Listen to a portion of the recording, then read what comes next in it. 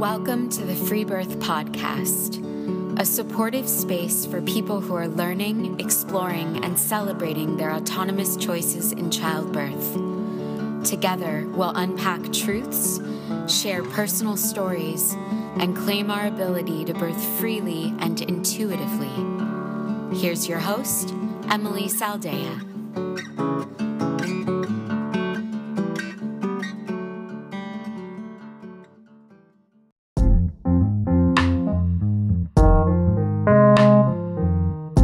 Pregnant with her fifth child, Katie shares her first four very different birth stories.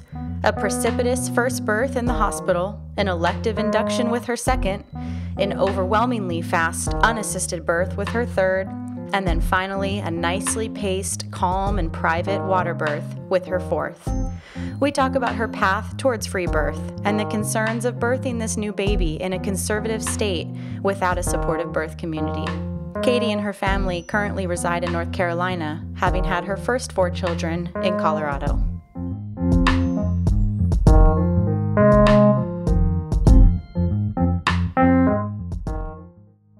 Okay, so you have four babies, one on the way. You're just entering your second trimester with your fifth child. Yep. Yeah. Crazy. That's kind of mind-blowing. Yeah, I bet. And was this most recent pregnancy a surprise? No, not really. I wouldn't exactly say that we consciously conceived, but I've been feeling this baby hanging around for a while. We said we were done at 2, and then number 3 was a big surprise, but I'll get into that more. And then number 4 was planned, and a surprise plan. And then this one, I've been counting 5 kids, for the last year. And I just am feeling this presence, so it was just time. Cool. Yeah. So how old is your first? My oldest is about 9.5. Okay. So talk me through that first experience and kind of where you were at with birth at that point. And you said you had the first 2 in the hospital, and then those led you to your free birth. I always knew that birth was this natural thing that women did. It's just you were designed to do it. My mom had all 3 of her kids in the hospital, but I always remember her, growing up, she always said, I should have had your sister at home. Her birth was so easy and I should have just had her at home, but your dad said blah, blah, blah, whatever, the story.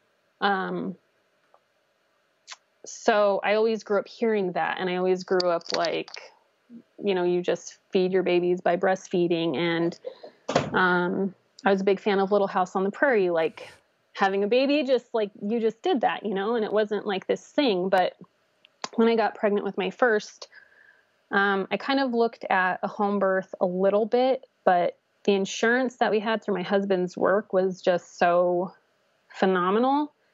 It was just $500 for the hospital copay, and that was it, regardless of what happened. And, we were poor-ish. And so I didn't think that spending, $3,000 to $5,000 on a midwife was really, I guess, financially responsible. And I just kind of didn't push it. So her labor was super fast. I was in labor for 14 hours with her total, but really active labor was only 40 minutes to an hour. Whoa. Including pushing? Yeah. I went from 3 to 10 in 40 minutes. Wow. It was super intense. I didn't really digest it and really dig into it until after I had my second. But looking back, when we got to the hospital, the nurses really, they were really condescending. I had one nurse pat my hand and tell me, like, you better toughen up, sweetie, because you're going to be here a while. Ew. Surprise, surprise. Like 20 minutes later, my baby was born, you know? Was that nurse there? No, I think that she had actually left the room, but you're like, face. yeah. I mean, like 3 pushes and she was out. Like, awesome. It was crazy. The doctor didn't have time to, get cleaned up but I didn't realize it then, but realizing it now with the extra knowledge that I have, it was traumatic in the way that, like it was so intense and they didn't expect a first-time mom to be coming in and her labor progressing so quickly. They couldn't find the baby's heartbeat. So they, used an internal monitor, you know, they like screwed the thing into her head and, that's scary. I didn't even know that they did that. Were you unmedicated? Yeah, I was totally unmedicated. But they wanted you in the bed and you had the monitor in. Yeah. Yeah, it was too fast, you know, and I'm really glad that there was a nurse there who had the experience in her own life to say, my first baby came really quickly and I think you're farther along than everybody's assuming. And so she checked me and was like, we need a doctor in here right now. But then there was mech and, she was deep suctioned and I didn't see her. And, I mean, she was fine. And I know all of these things are like, I know now like so much of that was just interference. Like I probably would have been better off having her in the car, you know? Yeah, it's just routine, cutting the cord and suctioning. And it's just the current routine in America. And it's not the routine in other countries. Right. So like he cut the cord and he was like, they did it so fast because of the mech that the doctor who like ran in there to catch her, who wasn't even my doctor, was just like covered from his waist to his head and like the blood splashed up him. So that was, crazy. Like I think back to that picture and I'm like, oh my gosh, like my husband's just standing there. Like what the hell is going on? And like, there was so much commotion and it was so fast. It was so crazy. So that was that, you know, we went home and she was fine and she was a great breastfeeder. A couple of years later, number 2 was a surprise, like for real, a surprise. I don't think that you're supposed to be able to get pregnant on like day 7 of your cycle. Like that just doesn't make sense to me. But apparently it was meant to be. Oh man. So because of how crazy the first birth was for her, I scheduled an induction at 39 weeks. To control it. Mm-hmm. And I thought like, yeah, I was afraid of delivering in the car. You know, they say that your second labor is like usually cut in half. And I'm like, oh my God, like it's crazy. So I was induced for her and, it went really well. Like it was like your textbook induction. Like there weren't any, you know, there wasn't fetal distress and everything progressed like right as it was supposed to. Did you have, so you had Pitocin and an epidural or I had Pitocin and then I got to like 8 centimeters and I was like, give me the drugs because this is crazy. And the anesthesiologist came in and I was sitting on the bed for him to give me an epidural. And I was like, I have to push. Oh my gosh. And he was like, you have to push. And so he just gave me a shot, like a spinal block. Mm-hmm. And seriously, it was the most amazing thing and the most amazing timing because that block only lasted for like the ring of fire and then it was gone. Like I was able to push without all of that burning pain. Mm-hmm. And then immediately after I got up to go pee. Nice. Like that will never happen again, ever, you know? Like there will never be timing like that ever again.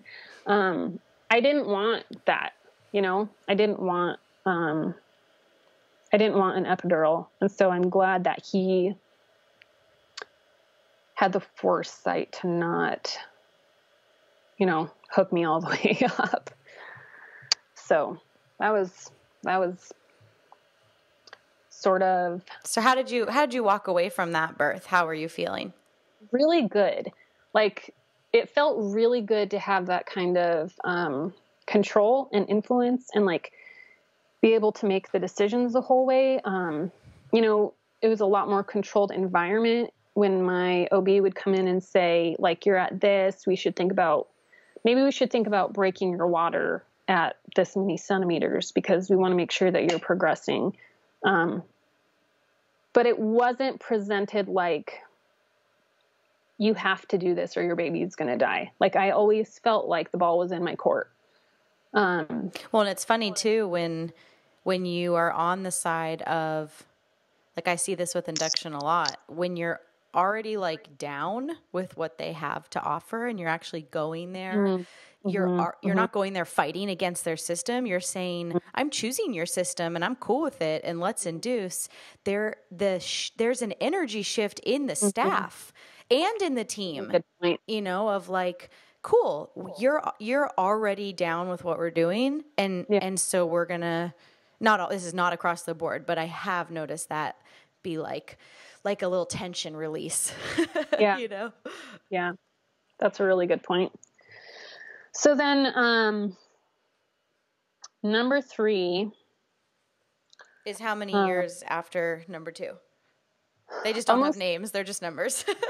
Okay. So my first is Roxy, and then my second is Adelaide, and my third is a boy, and his name is North. His name is actually Owen North, but like a year ago, he said that North is his real name, and that is what he must be called. Oh my gosh. So you call him North now? Mm-hmm. Isn't that was that Kanye West's kid? I had it first. That sucks. I know. For real though, I think he's like 6 months older than her. And they announced that, and I was like, nope. I'll tell you, side note, not birth related at all. I shaved my head 1 week before Britney Spears. Oh my gosh. Everybody was like, you did it, Britney. And I was like, I did it a week ago. My gosh. Oh, that's horrible timing. It's funny. Okay, so then your third, who we're calling North. Okay, so there's a story behind that too, but my husband and I had like hit a bump in our relationship, and we were just sort of having a hard time when I found out that I was pregnant. And I don't know what led me to Netflix and the business of being born, but I watched that, and I mean, I've always been into research, and I've always wanted to know what my options are, and I've always sort of been a rebel. Like, if you tell me that I have to do something, you better have a really good reason. Or if you tell me that I can't do something, you better expect a lot of questions. Mm-hmm. Like, if you're going to tell me no, I want to know why. It has to be a good reason. Anyways, I watched The Business of Being Born, and it really, I guess it started shifting my perception and my perspective surrounding what it meant to have a natural birth, and sort of the corruption in the hospital system. And I started, I started researching more things like delayed cord clamping, and around the same time, I found out that my oldest daughter had been given the hepatitis B vaccine at birth, that we had, signed something saying we don't want it. So she was given that vaccine against our wishes. So that was a big deal to me. That was like a huge betrayal by the system.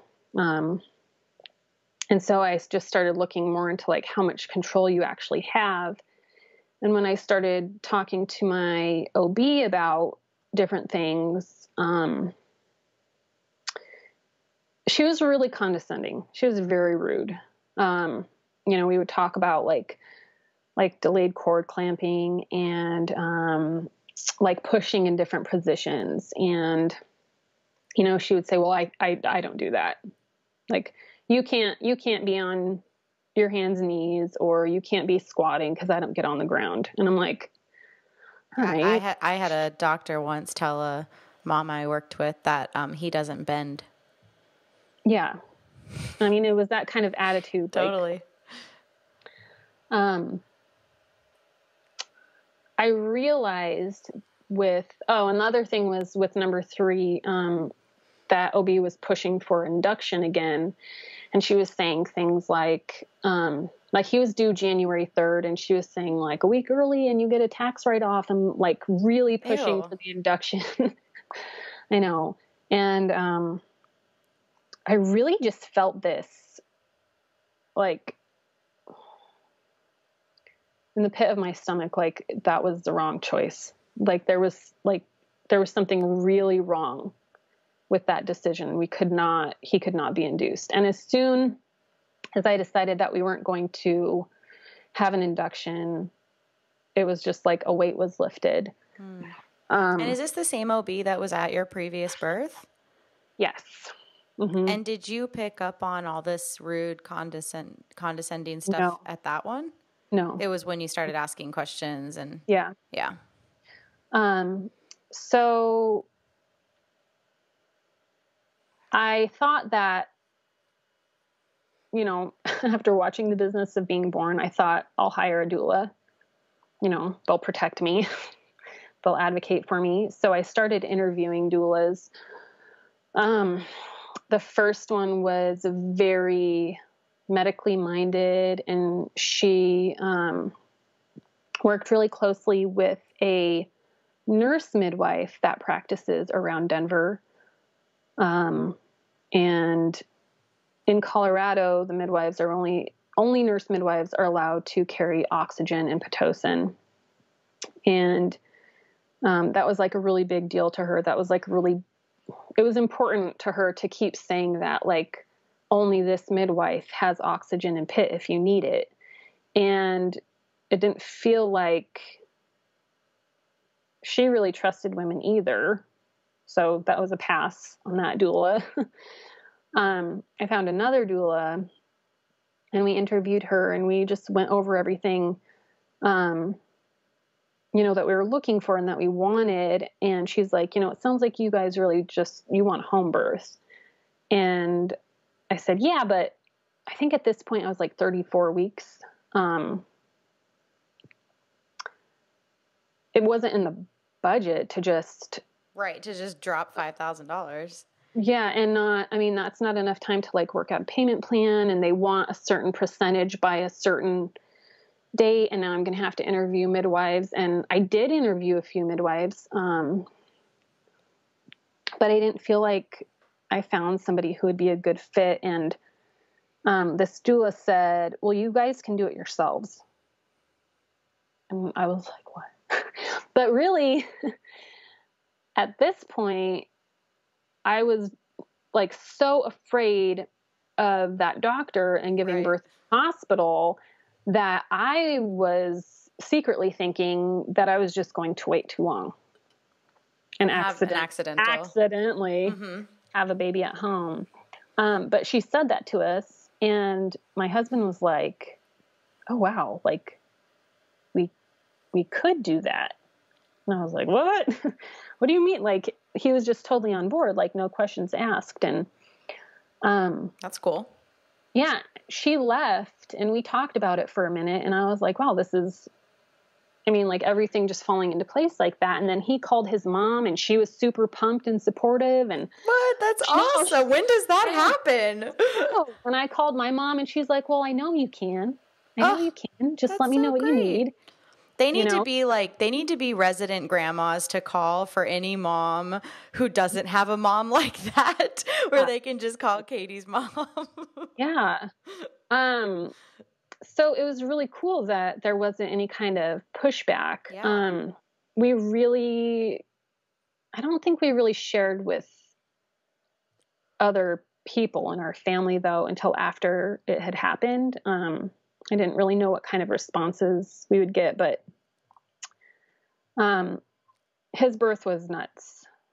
It was really intense. It was kind of traumatizing, but I didn't realize that until, I don't know, it took me a while to process it. Just because it was really fast.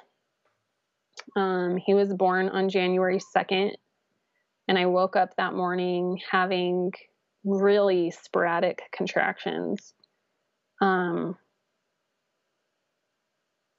Like 15 to 20 minutes apart.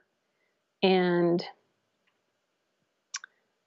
I told my husband that things were happening, but he still had to go into work. So he called his mom to come over, and she came and hung out with the big girls so that I could rest a little bit longer. And then my mom came over, and everything just stopped. Oh no. Because she doesn't handle other people's pain well, so she's like, "Are you okay?" And like looking at you with that head tilt, concerned eyes, and I'm like, "Go away, don't." Yeah. Like I feel like I need to take care of her. Like she's worried about me, so I need to make sure she's okay. So our moms took off and took the big girls to this play place thing, and I ate some food and hung out, and the contractions never formed any kind of real pattern. I thought it was going to be a really long, drawn out thing. And I thought maybe I would want a water birth. I hadn't experienced that before, but laboring with my first, I really enjoyed being in the shower, and that was really comforting. So I got in the tub, and contractions were, I think I was in the tub for like over a half an hour, and I had like 1 or 2 contractions while I was in the tub. And are you alone? Your husband's at work? No, my husband was home. He comes home. Okay. He was home. He just had to run in to take care of a couple things, and Gotcha. he came right back. So he's there, and he's like putting on a movie, and I told him I wanted a baked potato, and I'm in the tub, and he's going to hate that I say this part, but he decides to come in while I'm in the tub and take a number 2. We have 2 bathrooms. I was just going to ask that. I was going to say, you can't blame him if there's only one. We have 2 bathrooms. And I'm like, can I get a courtesy flush? Like, what are you doing? Seriously. Oh my gosh. Like, I don't know. It just didn't occur to him that was not the appropriate time. The shower curtain was closed. I don't care if you're in labor or not. Right. Like, I'm in the tub. We have another toilet. He's like, we're both pooping, right? Oh okay, so maybe that threw you off a little bit. Oh my gosh. Maybe, yeah. But I ended up getting out of the tub because the hot water was starting to make me feel nauseous. That, I think, was actually the turning point for transition. And that didn't occur to me then. So I got out of the tub, and I was like, I was trying to dry off and get dressed.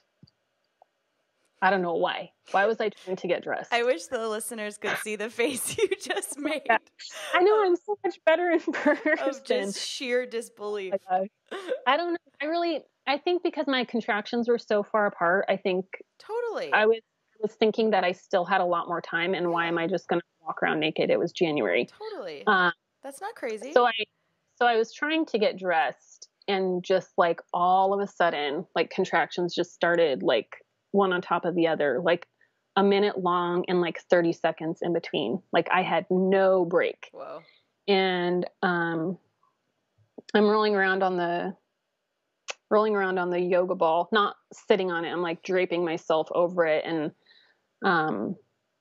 my husband's trying to watch a movie. Like he's got previews on for a movie, and he's eating a bowl of spaghetti.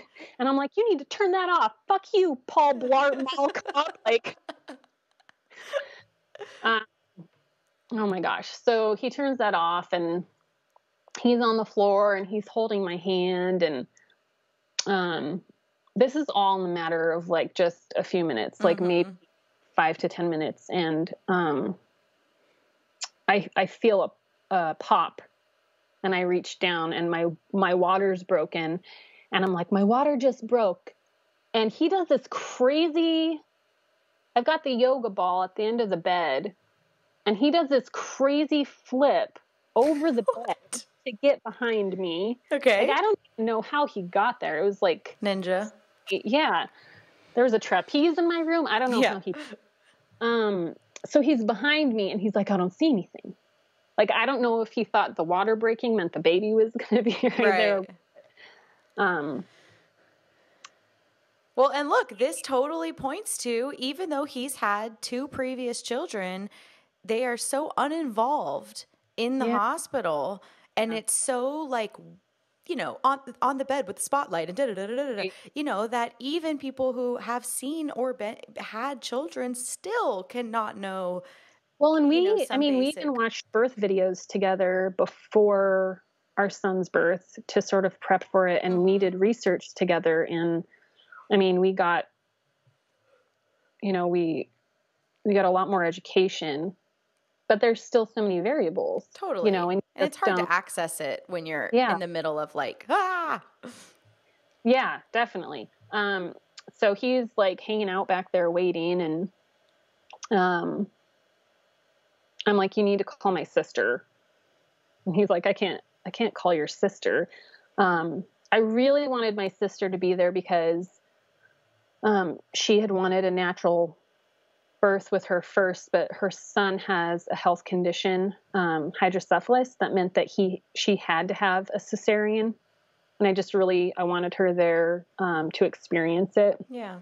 He called really fast and said, you guys need to get here now. And I could feel my son pushing himself out. Yeah, I was going to say, unless they live next door, they're not making that birth. No, I could feel his feet, at the top of my abdomen, like pushing himself out. A little swimmer. I was not pushing. Like my body totally took over, and I don't think that I was completely dilated. And he was just coming out. His head came out like straight on, like it wasn't flexed. I don't remember what that's called.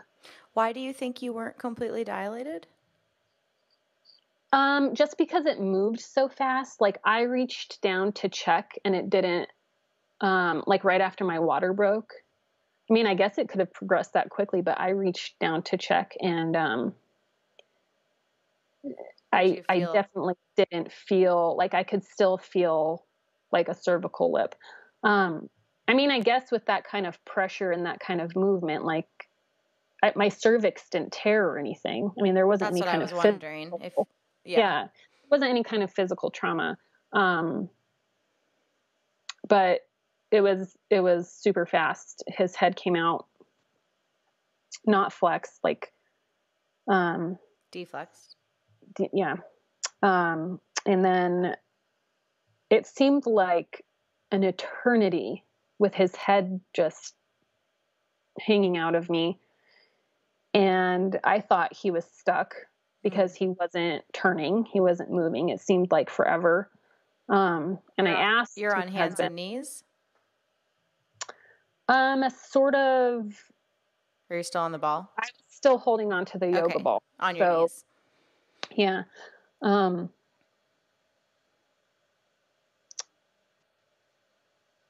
I asked my husband if he was stuck, and I reached back to feel if I could feel his shoulders at all. And then, I mean, he didn't turn at all. My body just pushed him out like straight. And we had this contraction timer on our phone, and it was like 15 minutes from the time I got out of the tub to the time he was born. Wow. So like it was like a freight train. It was totally out of my control. It was super crazy. So in that way, it was like really hard to process. Like, I got the birth that I wanted because it was unhindered, I sat down after he was born and turned around. My husband handed him to me and everything was fine. But it was so, like, that was such a wild ride that nobody prepared me for. Like, you can't be prepared for that. More people should talk about that. More people should say, like, birth doesn't necessarily go from like 0 to 3 in this amount of time. Like, there's so many variables. Like, you just can't predict what it's going to be. But I guess especially with your first birth being so crazy fast and it wasn't.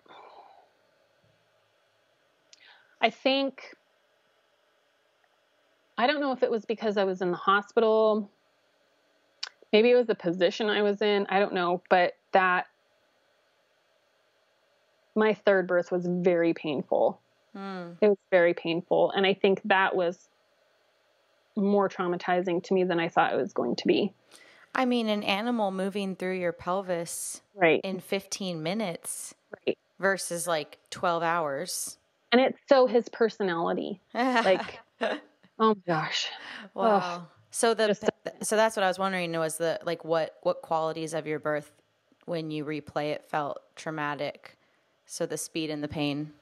Yeah. I mean, I had joined birth groups, when we decided that we were going to do it unassisted. I had joined birth groups to, meet other moms who had gone through it and, gather their information and, their collective knowledge, which is just this amazing, invaluable resource. But nobody really talked about that. Like, nobody really prepared you for that. Like,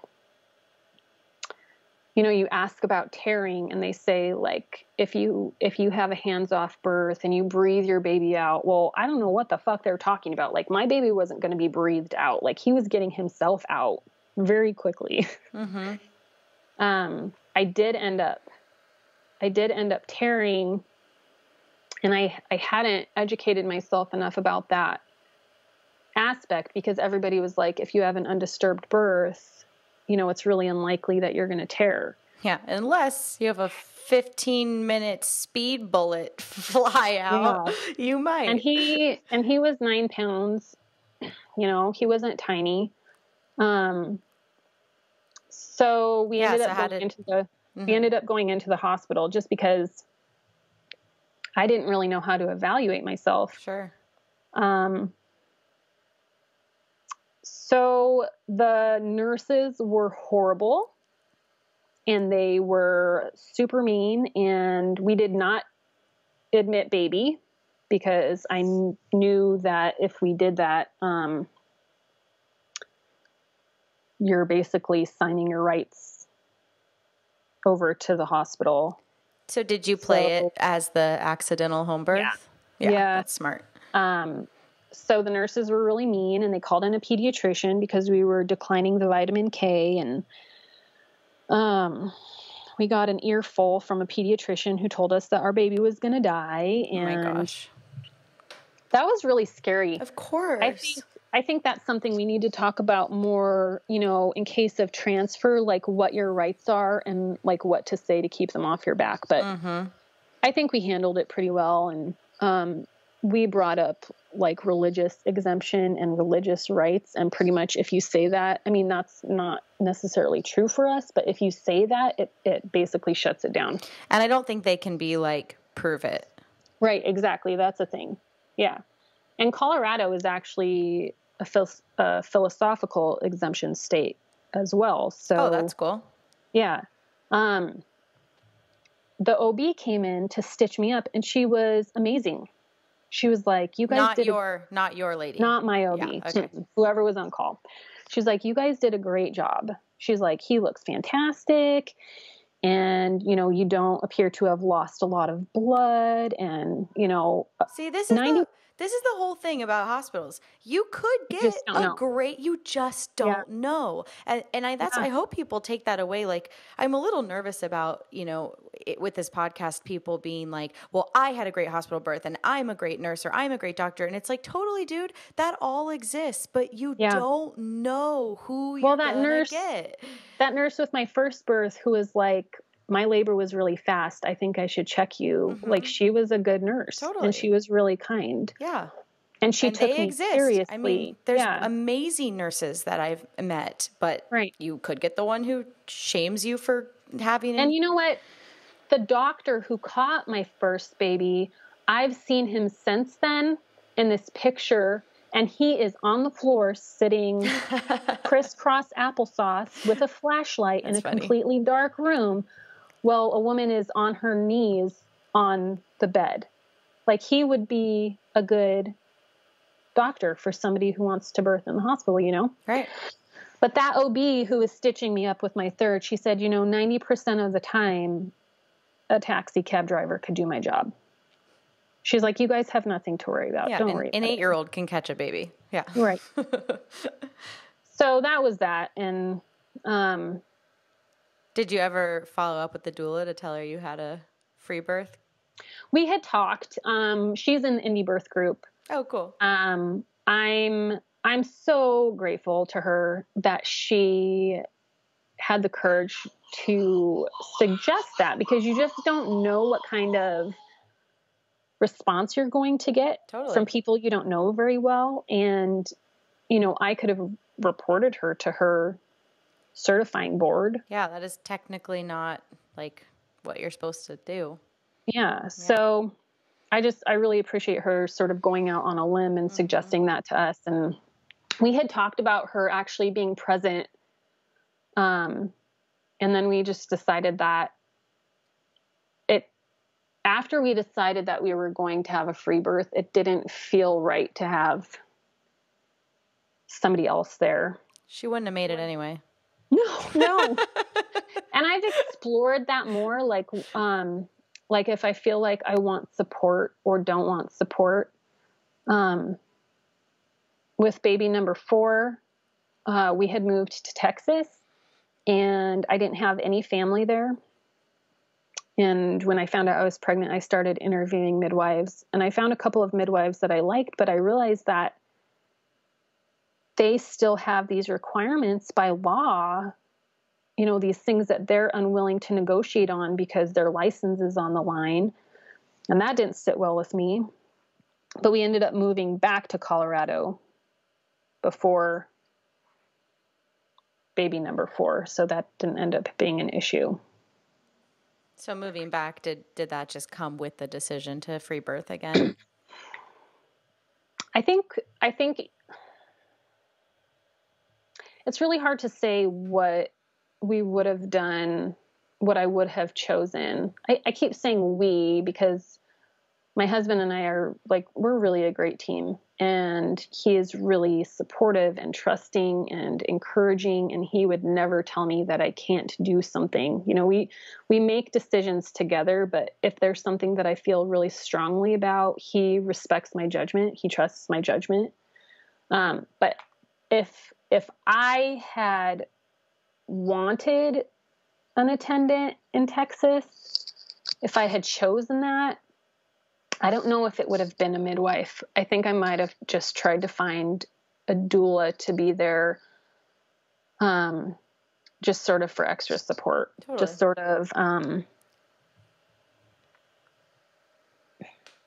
maybe even just more for my husband and kids. Yeah. Just somebody else there to, grab a juice box or whatever. Yeah. But so I don't know. What was your prenatal care like with the 4th? What's the 4th's name? Her name is Eliza. Eliza. Did you see an OB? Did you see anybody? I did not see anybody. I ate well and I weighed myself. I guess that doesn't, I ate really well, and I took my blood pressure. I don't know. I just took care of myself, Yeah. you know? With number 3, I had tested positive for GBS, and it was really like, there was really a lot of stress around that part, and like deciding whether or not we were going to go through with having an unassisted birth when we found out my status of that. So with number 4, I kind of played with the idea of getting some labs done. And then I decided to do some more research and just decided to skip it altogether. Well, and with that third, because you did transfer after the Mm-hmm. birth, Mm-hmm. did they know? Because they didn't know because we didn't admit him. So they didn't pull up. Oh, thank God. Yeah. That could have been bad. Yeah, but he was fine. No, no, of course. You know what? You know what I mean? They would have. It was in my record. So, but the thing is that they didn't have my records sent over from his prenatal care. It was at the same hospital as my older 2, and they could only find my status from those 2 births, which was negative. Yeah. Mm-hmm. So yeah, that didn't ever come up, and I learned some valuable lessons from that hospital experience, transferring like that. Number 4 was born in my mother-in-law's kitchen in a pool. So you intended to birth there? Yes. Yeah. We talked to them about, so we moved back to Colorado, and I don't know how much you know about the real estate climate there, but it is pretty crazy. When they legalized cannabis, it just exploded. We were not able to find something that we could afford. And we were living with my mother-in-law while we tried to figure out what we were going to do about that situation. And, I mean, she knew how we had our third baby. She was supportive of it, you know, but we still felt like we needed to ask her and her, live-in man friend. It's weird to call somebody in their 60s a boyfriend. I don't know what to call that person. Partner? Yeah, partner. They're married now. So lover. Yeah, lover. She'd love that. Oh my gosh. Sorry, Nancy. They were awesome. Like, we talked to them about it, and just, you know, how we would make sure that we didn't flood her house, and, you know, our plan in case of an emergency. And they were really receptive, and she just has this really great, like, quiet energy. Like, she's just one of those people who she just knows how to love people where they're at. So there's never any kind of like, there's no judgment coming from her, and there's no expectations. I'm really blessed. Seriously, I need to figure that out. Well, and she probably is delighted to have a grandbaby born at her house. That's such a like sweet thing to have in your home's history. Yeah. Yeah, it was really cool. So tell me that story. So, her entire pregnancy, so there was some bumps in the road along the way there. When we moved from Texas to Colorado, it was with the intention of living with another family member to help them out. And we ended up having a falling out, and that's sort of how we ended up at my mother-in-law's house, because we didn't have another place to go. So there was a lot of like emotional turmoil around that. So, I mean, that entire time I was really prayerful, and like my intentions were towards having a very like calm, longer, more controllable birth, like something like just easier on my body. Not a sprint. Like I was down for a marathon, you know?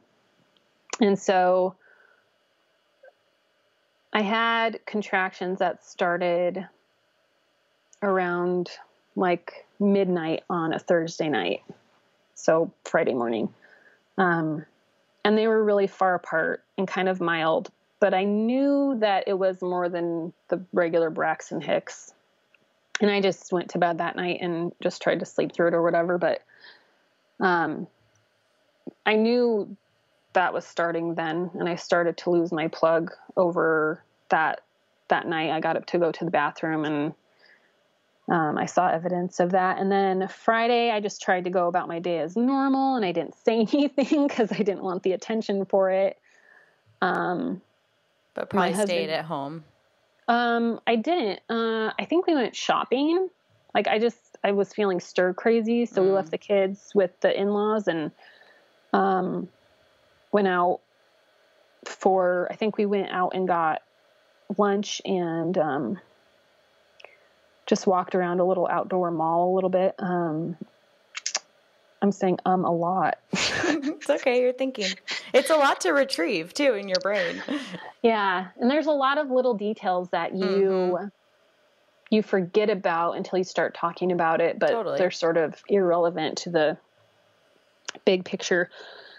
So we came back from our little outing, and I don't know how far apart contractions were. I don't think I was really paying attention and timing them, but they were just kind of pinchy and irritating. It wasn't something like I was having to really focus and, feel like I needed to manage any kind of pain. We got the kids in bed. We hung out. I think around around 9 o'clock, I said we should put up the pool. And so that's 9 o'clock Friday night. And we got the pool all blown up and set up. And I put up my little affirmation flags that my friends had made. Cute. And then my husband realized that we did not test out the hose adapter to the hot water part of the sink in the kitchen. And they ended up, I don't know how they like rigged it to something in the bathroom. So that took them a while to figure it out. And I'm like hiding out in the basement because contractions were more painful at that point, and I don't want to be looked at while I'm trying to manage. So the tub wasn't filling up fast enough, and with hot water, so they decided to start boiling pots on the sink. It was really nice to have all those extra hands, like adult hands, to pitch in and do stuff like that. I was listening to John Denver radio. Nice. Of course you were. That's amazing. Yeah. It was really nice once the tub was all filled up and set up to get in there, and just kind of like the dim lights in this place that I am comfortable in and I feel at home in, and you feel loved there. And my mother-in-law and her partner, man friend. I thought, didn't we settle on lover? Lover. My mother-in-law and her lover retreated to a back bedroom where they had like a little lounge TV area set up, and they just hung out in there. And my husband had thrown out his back, so he laid next to the pool on the ground. Aww. And I just labored in there. He didn't throw out his back during your labor, did he? No, he's had back issues for quite a few years, and it just like decided to spaz out on that day, and he was just in a lot of pain. So he was laying down, and it was really fine because like in the water, I didn't feel like I wanted any extra physical support. Yeah. Like I didn't even feel like, I know at one point, I was leaning over the edge and I was holding his hand, but it wasn't even like, oh my God, I need to hold your hand. Like I need something to grab onto. It just feels good. Yeah. It was nice to know he was there. And, it was also kind of nice to do it on my own, to be there alone with my baby, working it out together, because like my husband caught North, and, you know, when we made that announcement, every single effing comment was about how great my husband was. Ew. Way to go, Dr. Dad. That is so weird.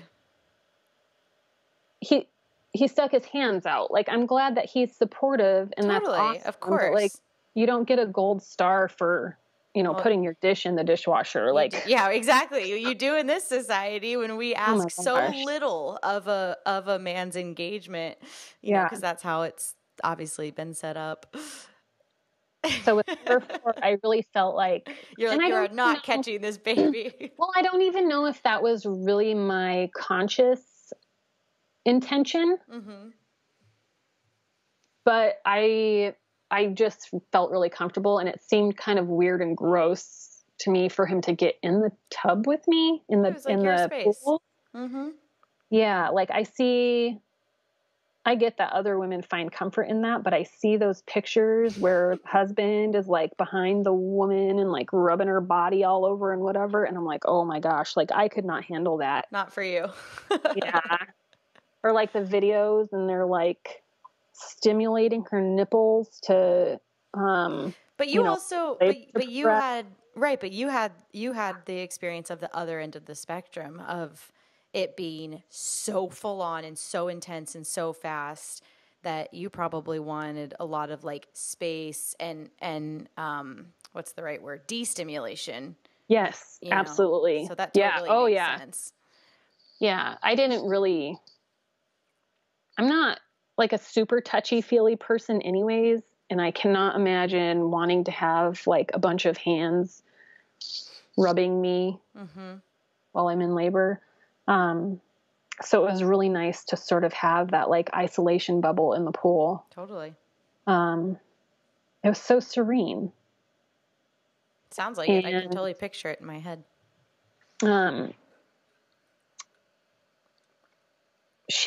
I was on my knees for her birth too. I was kneeling, but the way that I was positioned with the pool, I could reach around the front instead of trying to reach around my back. And like with North, and I'm trying to reach around to see like if I don't know, that was a mess. There was no like, you didn't have time to organize. No. Yeah. And like having that under my belt too, like having the experience of his crazy birth, I think gave me more, like I knew how I needed to move my body to sort of access catching her.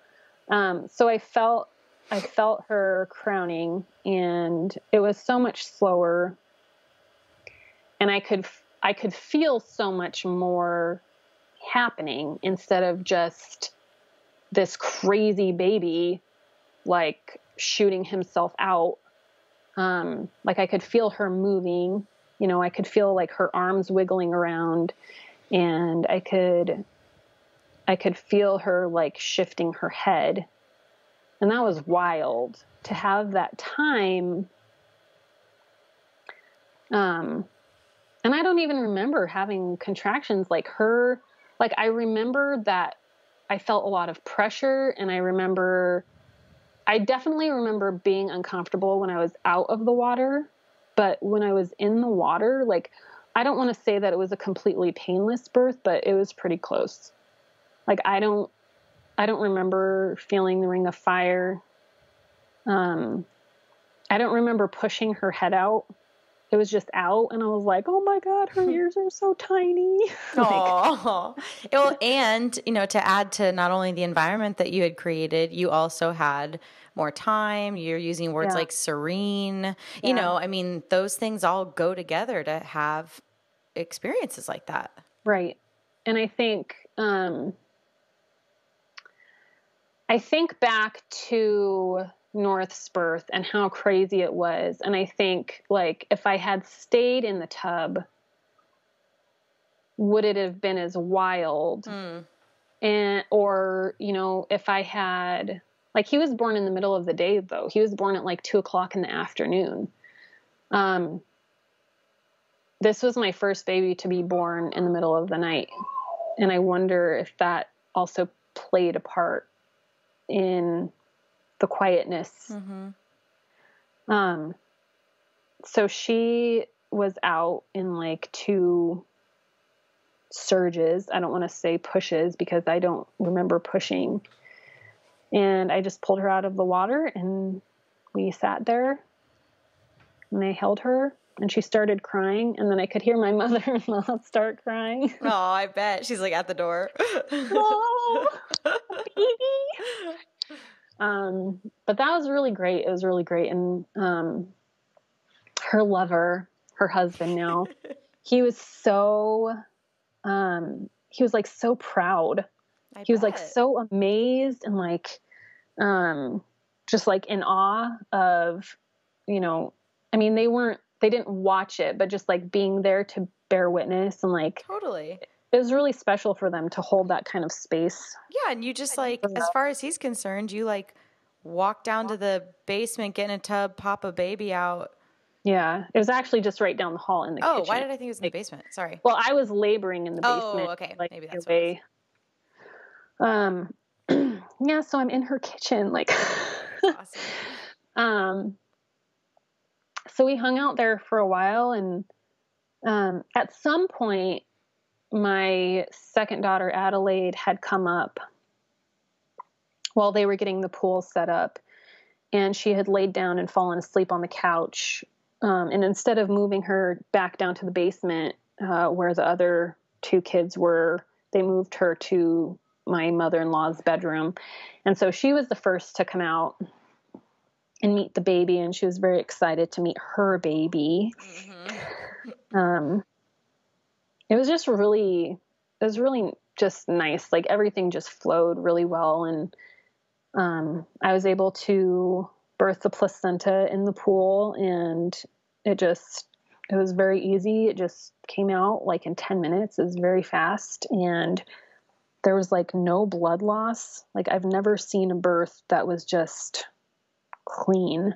Like there wasn't a bunch of stuff floating in the pool. Like it was crazy.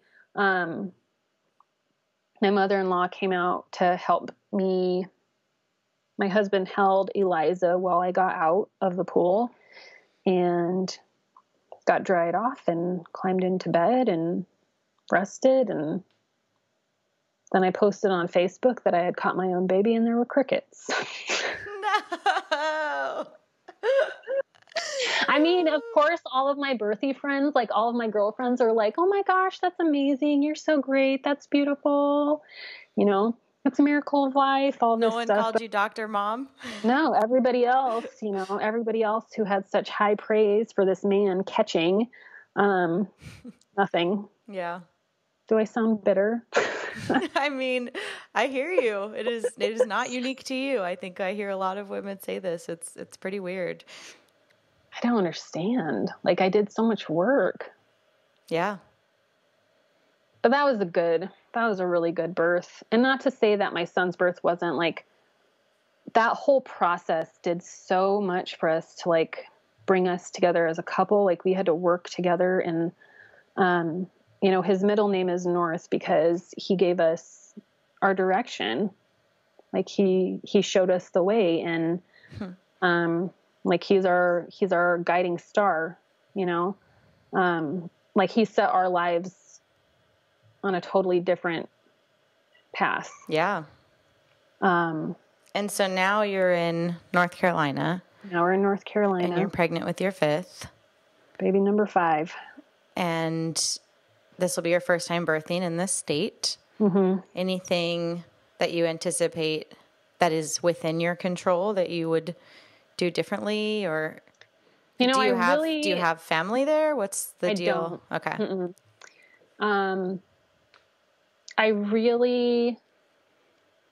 The more I think about like the whole situation surrounding birth and birth laws and stuff, like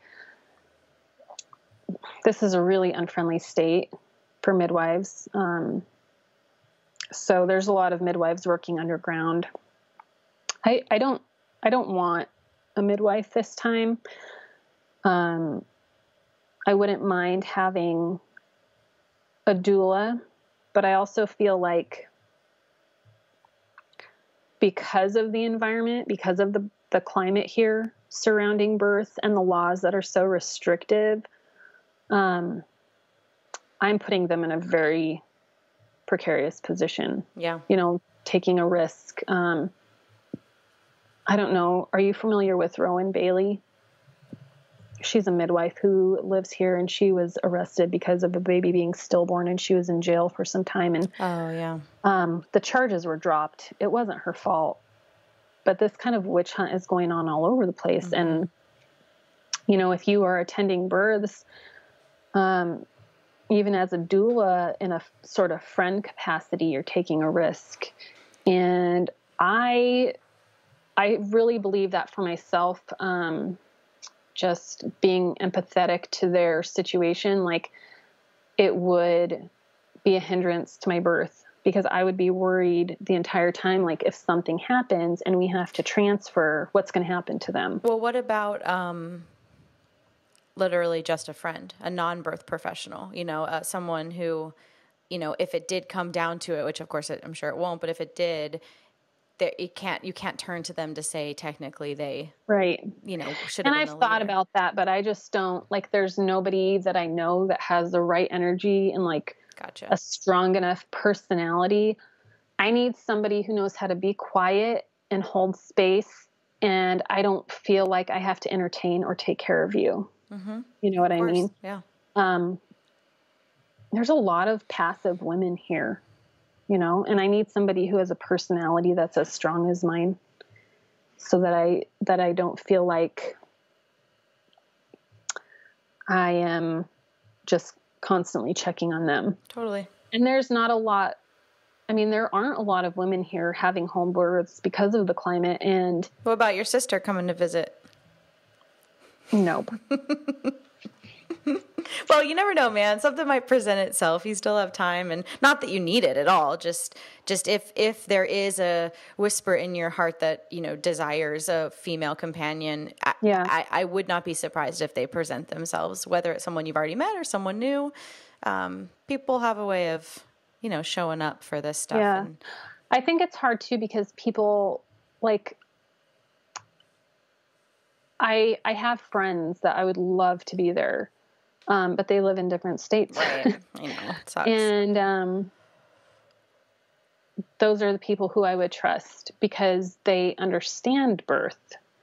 There's not a lot, like I don't have time, and I don't have the energy. Like I homeschool too, and we have like a little mini homestead with a huge garden, and we have chickens, and like I don't have the time to educate somebody else about birth. I don't have the energy to do it. They either get it or they don't. And so there's like a different kind of climate here too. Like there's a birth center in this town, and that's the hot spot. Like everybody says, like if you're crunchy, you go to the birth center. I'm like burnt. You're like, you guys don't even know. Yeah, I say some things, and I'm really like the fringe of the fringe here. That's something else that's been a huge culture shock, coming to the South from, someplace a little bit more liberal, like Colorado. Yeah, I don't know anybody who I would trust to be knowledgeable enough to hold space and like be able to keep their own adrenaline in check, keep that under control, because they've not experienced. Totally. Yeah. Who knows? You might be, I don't know. I feel like there's someone out there. I feel like it might be a birth worker though, who's like confident and down. And yeah, I've had, there have been a couple of people say things like, like I've shared that I've had unassisted births, husband assisted births. I don't know. Some people get really hung up on that language. Really? I haven't even seen that yet. Oh, like unassisted has to be alone or something? Yeah, I wasn't completely alone. So anyways, people hear about that and they're like, oh my gosh, let me come to your next birth. And I'm like, this isn't like a circus sideshow. Weird. You know, this isn't like. But, you know, it probably is well intended because people are curious and you're planting seeds for people that are pretty outside of their paradigm. And, you know, they don't realize that you're not like a token, you know, thing. But I imagine it does come from a genuine place of curiosity of wanting to be exposed. And like, how do you we know that there's plenty of ways they could get exposed. But, I was also going to say on the doula tip, or, you know, if you did have a professional, support companion with you, they just wouldn't come with you if you transferred, you know, like there's definitely ways to do it where if you guys have a trust that she is not a part of, whether it's a, you know, God forbid, a bad outcome or a transfer or something like that, you know. Well, I mean, it's like a witch hunt in this state to the point of like, if somebody from their organization finds out that they are attending an unassisted birth, they could be turned in. You know, like there could maybe not even be a bad outcome, but somebody else finds out about it and they could be arrested for practicing medicine without a license. A doula though? Yes. But they don't practice medicine. No. But the state is stupid. Yeah. Like it is crazy here. It is really wild. Yeah, it is a witch hunt.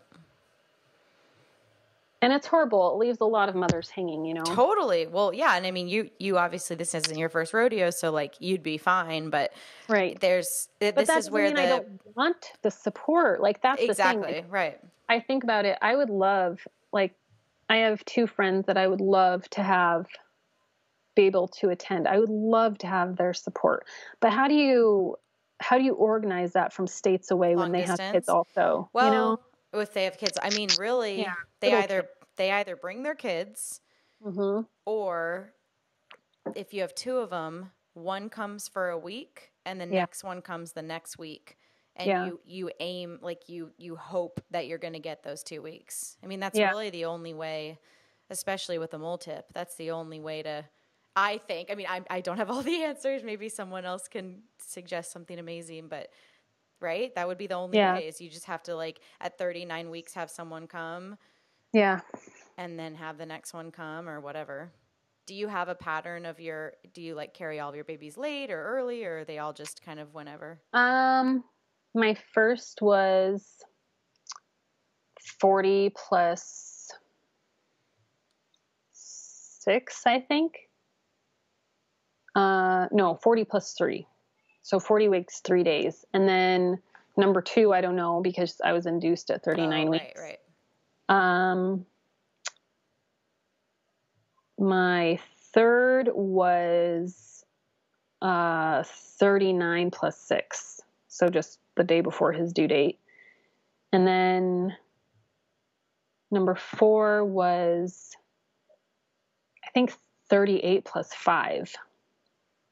And I was not expecting, I wasn't ready. That's something, I wasn't ready for her to be born yet with the emotional turmoil that I had gone through. Like I was praying for like a 42 weeker. I needed more time. Yeah. So that was a surprise for her to be that early. So probably somewhere around 39 weeks, I guess. Yeah. Yeah. Well, you got time. Yeah, I do. You got some time to figure it out. I mean, I see, because as a birth worker, I see tons of families work out tons of different dynamics. And I've had some moms that import a friend for the week and then just like do it on rotation. Like, I don't know if I'll be able to pull it off or not, but my dream is to free birth in Maui. And so we'll see. I mean, and the timing has to work specifically for that to work. But even if we birthed here at home, it would be the same thing. Like I would import someone because I don't have anyone around where we live now. And we don't in Maui either. We have my dad, but not like our friends. So yeah, we would just have to do like import a friend, import the next friend next week, and then just fill those weeks. And then whatever happens, happens, whether they're there pre or post or during, just it's up to the world. Yeah. But there's always, I mean, obviously it's harder with being moms. Yeah. And I'm like curious. figuring out childcare and like if your husband's taking time off or. Can they bring the kiddos? Or is that crazy? That might not be. It would depend. Might not be more calming to you to add. Well, like my one friend has 5 boys. Oh, okay. So she couldn't bring all her kids. And the other one, she has 3, but they're littler. You know, they're like 6, 4, and it would I think take baby's a lot like of orchestration. Half. Yeah. Yeah. That might be a little overwhelming to have in my house. Totally. Maybe just the baby, you know, that would be okay. Mm-hmm. But with my kids also, you know, I know like my grandma keeps threatening to come when the baby's born. No. Is that good or bad? Not really threatening. No. I would just feel like a watched pot. Like if they want to come after, that would be awesome. And I know that she would be a big help with the big kids and it would be really sweet of her, but, I'm just so picky about like the energy in my space. Totally. You should be. You know, after becoming aware of that and the influence in birth and just seeing, you know, how my last 2 played out, I just can't imagine, like, I can't imagine that room full of people watching me give birth. Yeah. That's terrifying to me. Well, we'll have to check in. We'll have to check in after number 5. Yeah. See how your plan all came together. And I will send you lots of prayers for community and that you meet other kindred sisters in your area. Thank you. Or at least one. Yeah. I'll take one. I mean, I have friends here. Like I have birthy friends here, but they're like not the right energy. Yeah. You know, they're like not that like centered, calm, together. I can't have somebody constantly like checking in. Of course. You know, what can I do for you? What can I do? What can I do? Like that's not like you got to be self-directed. Of course, yeah. Totally. So, well, thank you for sharing all your stories. Yeah. Did we go like way over time? Mm-mm. Okay, good. Nope, we're good. Good. Yeah, we'll have to check in. So what month are you expecting the baby then? Like the middle of October. Okay, cool. Yeah. Awesome. Cool. Well, I think, there's a lot of good stuff in your stories and also such different birth stories. Mm-hmm. They all carry such different lessons. And I mean, that's kind of the deal with birth, it seems. But yeah, I appreciate you sharing. It was nice to have you. Thanks for having me. Mm-hmm. Yeah. Thank you.